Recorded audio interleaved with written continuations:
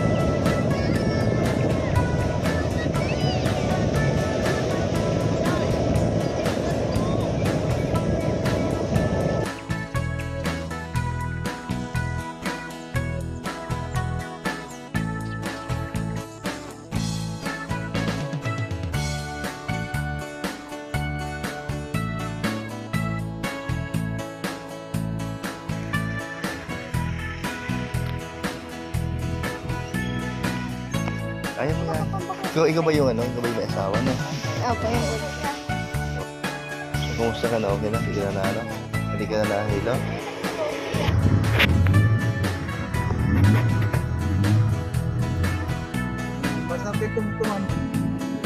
Ang asawa mo sabi mo masipag naman. So, diskarte lang talaga, no? Opo, matigas po po Masyado yung naman siya. pera. Pagharap ng trabaho. Tapos pagka ikaw naman, sa tingin mo kaya makapag-aral ka pa? Opo, ano lang po, gusto ko lang po na lang mabayaran yung utang po kasi namin doon, 20k po eh. Oo, laki Kaya nga eh. O kasi yung papunta dito, mahal pa masahe, no? Opo, Mabait naman yung amo mo at nagpautang ng 20k, no? Opo, kasi isang linggo pa lang naman po kami doon. Tapos Pautang agad siya. Opo, Wow, napahirap napakabait. kami ng ganun talaga. So, namatay si papa mo, ilang taon o buwan ba na di kayo nagkita? 8 buwan po. Matagal din, namilis mo siyempre si papa mo, kailang huling pagkikita nyo, pumanaw na panganay siya. po, mga taon po yun. Taon din. Bago po. Ngayon lang po siya nakabalik dito sa mga 8 buwan po kami. Dito po kami. Di ba po yung bahay ni Nana Shirley po? Doon po sa dating bahay po namin, yung katabi pong lote, doon po sana kami yung tatayo ng bahay. Kasi iniisip namin para malapit po sana si Para Papa. malapit si papa. Eh ngayon po wala na si Papa, pero try pa rin po namin kung doon po kami. Pag-usapan po namin kung doon po ulit. Oo. Pero napag-usapan naman po namin na doon po kami sa Dunsol. Mag-stay din po talaga. Kasi doon po ako mag-aaral. Nandun po kasi yung card. Okay. Maganda naman yung plano. So, ipon muna. And then, gusto mo mag-aral doon sa kung saan ka pinanganak, saan mo nakasanayan. So, maganda naman yung plano. Ang ano lang doon ay may asawa ka, saan kukuha ng, sabi, pang-araw-araw at saan sa magtatrabaho, ano maging trabaho niya. Anong pangalan ng asawa mo? Angelo po. O, si Angelo. Kung mabait naman, nakita ko naman. O, so, diskarte lang din. Tapos ikaw, ganoon din. Diskarte talagang may negosyo dapat kahit pa paano. O ano man dapat na gagawin na kumita. O kaya minsan marami naman yung bangka, sasama-sama sa pangingisda. So, hindi po yan sanay yung mga... Hindi siya sanay. Opo, di po siya sanay sa ganun po. Pero masasanay din siya kasi siyempre may pamilya na eh. Opo. O, saan mo siya nakilala? Dun, yung katabi po, di ba, ni Nana Shirley pong bahay. Pumunta ba doon yun? Ano po, yung may pinsan po siya doon na nakatira, si Kuya, yung pangalan po Kuya Randy. Tapos, Diyan sa Johnson na yan. Opo, bumisita lang po doon. Tapos yun na po yung time na nagkakilala po kami. Ayun. So 2 taon na kayo nagkakilala o mag-shota hanggang dumating sa punto na sumama ka na sa kanya. Opo, yung ano po, yung boyfriend ko po siya, lagi po siya nung nasa Manila. Dito po sa may Bataan po, lagi po siya. Nandun siya Opo, parati. pumatak po yung 2 years na ano po nun, lagi po siyang nasa Manila. Kasi nagtatrabaho na po siya. Nakikita sa ng papa mo. Buhay Opo, pa. Nakita na po, nakausap ko din po. Yung time na yan, doon ka pa nakatira sa papa mo. Opo. Kayong magkakasama ni Piniel. Opo. Yung tita ko po, si Papa, si Ate Piniel po. Mabait si papa mo. Opo, sobra po. Tapos ano din po, yung ma-protective din po sa hindi po din gusto na mga anong oras po nasa labas pa kami. Pag medyo malapit na po magabi, ayaw po, dapat po pag ano po, pag maaga pa lang nandun na kami sa bahay. Rebecca, anong pakiramdam mo ngayon na kayo magkakapatid ang naiwan tapos hiwalay-hiwalay pa kayo? Para sa akin po, syempre po malungkot naman po yun sa akin kasi ano po, wala na po si mama, tapos si papa gano'n na rin po, wala na rin po. Tapos ngayon po magkakawatak pa kami ng mga kapatid ko. Pero gusto ko pa rin po na kahit po yung wala na po sila mama, o kahit po naman po kaya si Piniel po, may nagawa po kami hindi maganda. Sana po yung komunikasyon po namin tatlo. Kasi tama naman po si Ate Ito na dahil kami na lang po diba yung natitira, kami na lang yung magmamahalan. Sana yung mga komunikasyon po namin hindi mawala. Pero pinapahanga mo ako dahil sa edad mo na 16 ngayon, ano? So 14 naging kayo na 14 years, napaka. Pero pagka nagsalita ka, nag-isip ka, matured. Kahit si Piniel na ganoon din siya magsalita, matured din. Pero ikaw, napakabata sa lahat at ikaw ang bunso. Ganun din ang nakikita ko sa'yo. Basta ang mapapayo ko lang sa'yo, laban lang. At hindi naman ikaw iba sa kalingap at ang kapatid mo, papa mo, nakilala ng kalingap. Kung ano man mangyari, pwede naman ikaw lumapit kay Kuya Bal, Ate Edna, Kuya Kalingap Rob. Kahit kanino.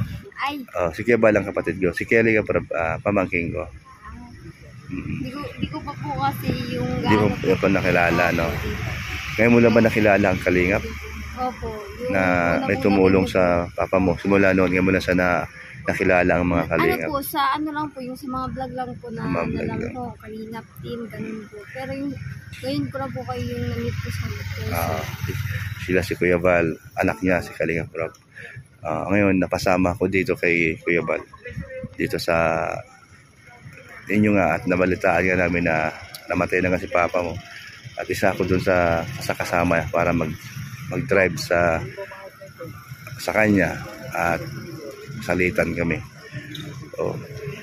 Kaya wag kang mahiya kung sakali mang kinakapos ka dahil sa hirap nga ng buhay, hindi maiwasan.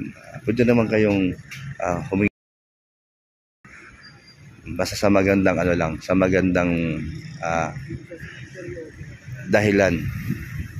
Sabi po na habang nagtatrabaho, may naiipon. At least po, pag nangailangan kayo, meron po kayo.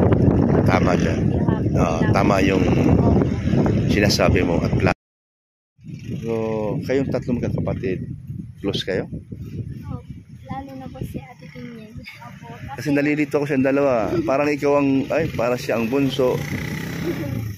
So, 14 years old pa lang siya. Meron na siyang nakilala na as in na nagustuhan mo agad, in love agad lang ikaw o na love in first sight ka kagad? Yung time po kasi, lagi ko po yung inaaway. Si Angelo po lagi po kami nag-away. Tapos, ako po lagi po kami nag-away. Parang lagi po ako sa kanyang nagagalit yung mga content. So parang naghahanap na nakakampi. Tapos sabi po nung pinsan niya, ganyan daw po na pag-aaway, magkakadevelopan daw po. Nangyari po talaga. Nangyari, no? So, na-develop lang yon. Opo, na-develop. Pero siya, nakita ka niya as in love agad sa'yo. Hindi ko po sa kanya. Di mo natanong yon?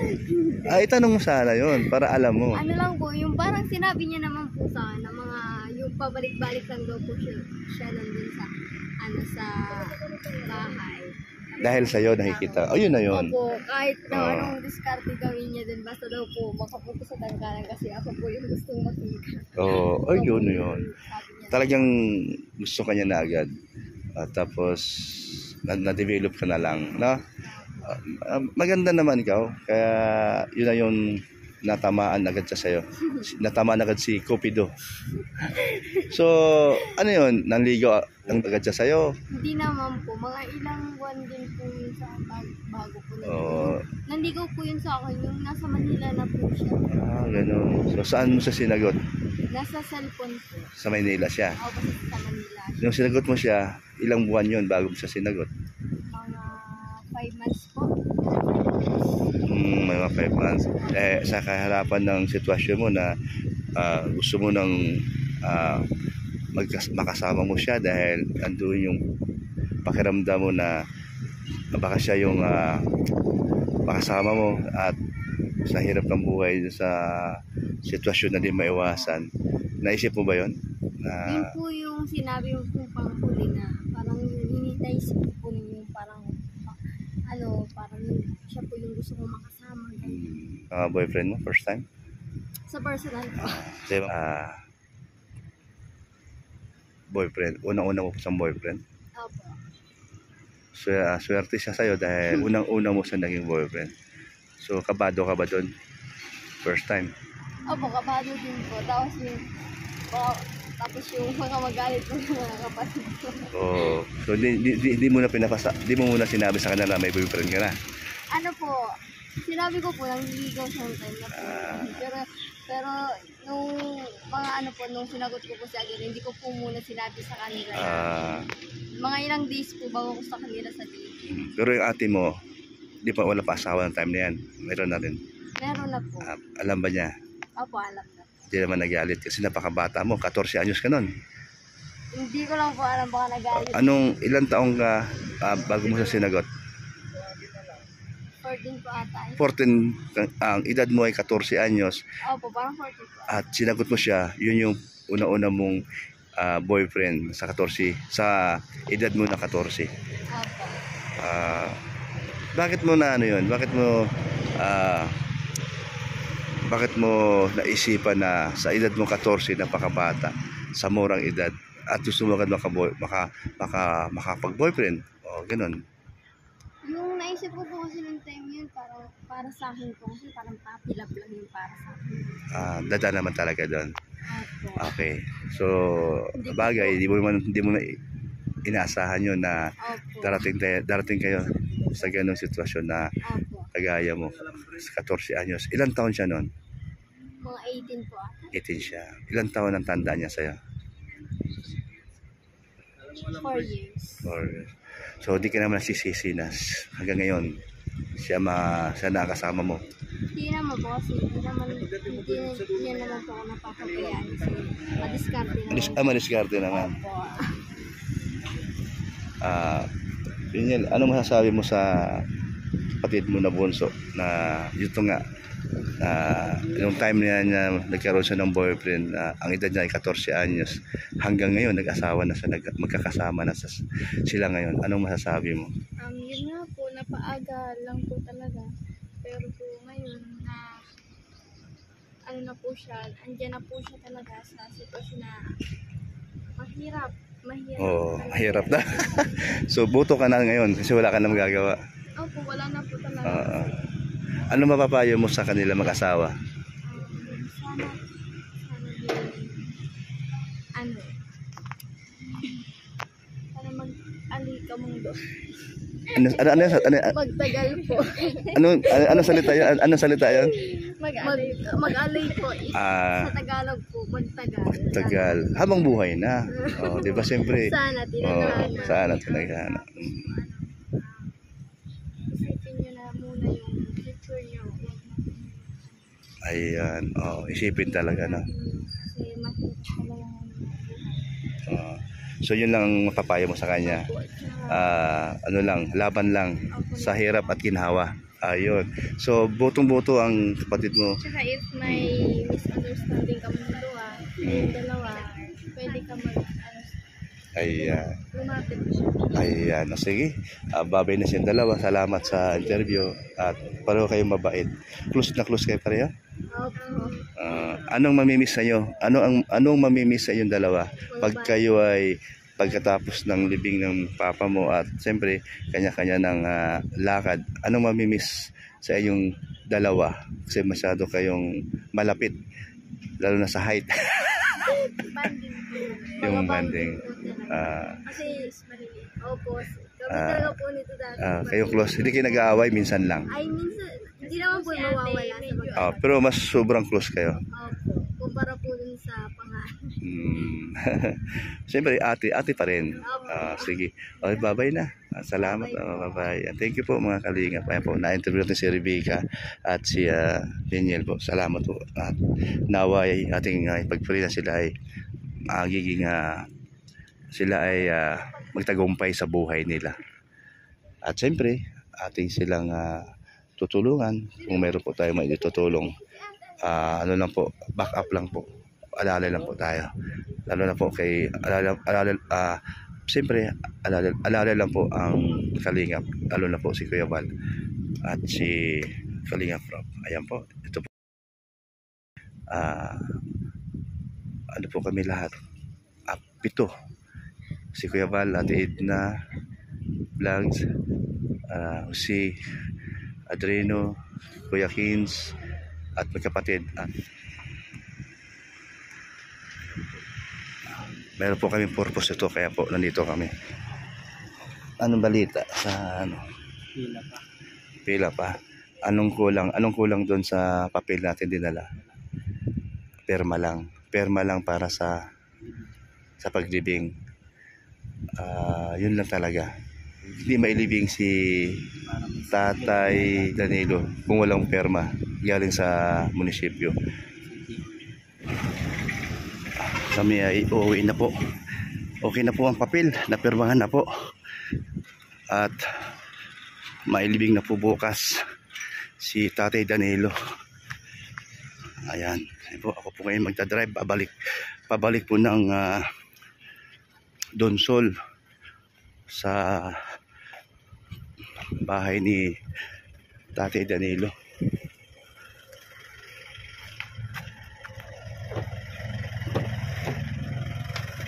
Ay, grabe init.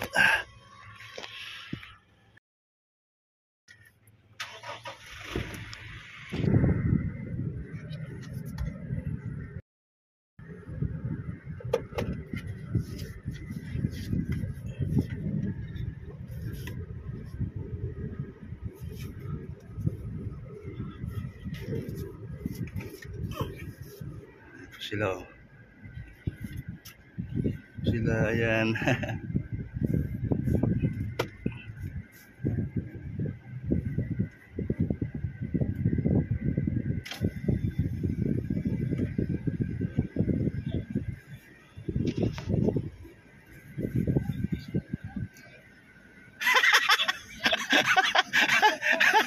Di na alam, nandito na.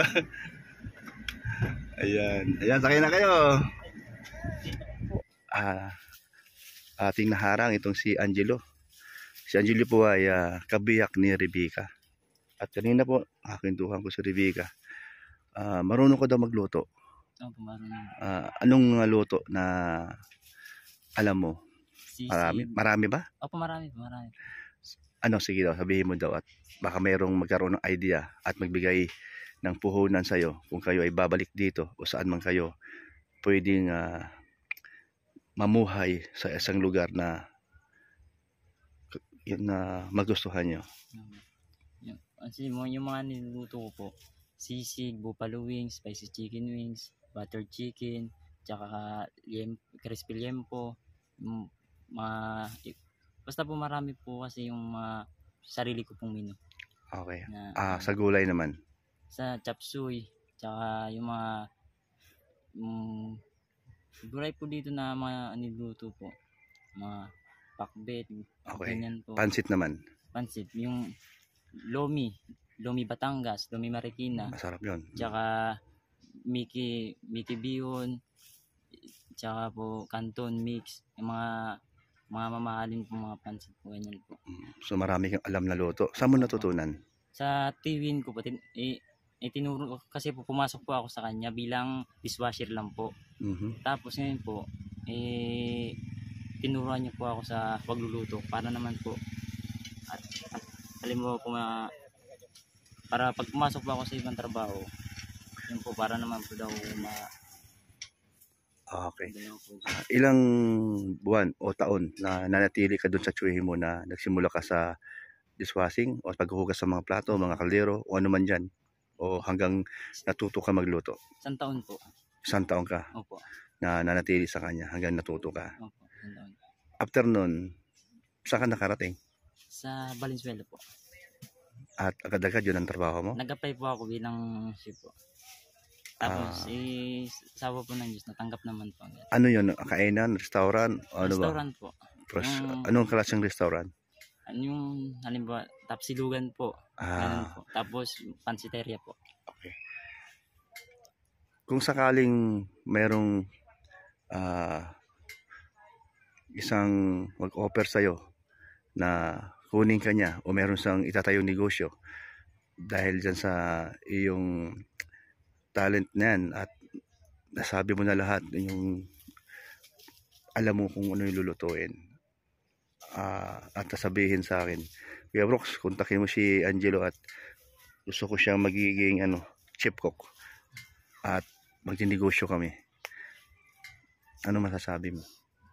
Salamat po kung gano'n. Halimbawa po, pag nangangailangan po sila ng tao, tagaluto po, tawagan lang po ako. Welcome naman po ako kung ano po yung okay naman darating. Okay naman may gusto magbigay sa inyo ng puhunan at kayo ay magpasimula sa iyong buhay at siyempre dahil may balak, may plano at may pangarap na makatapos ng pag-aaral si Rebecca at bibigyan kayo ng pagkakataon na magnegosyo.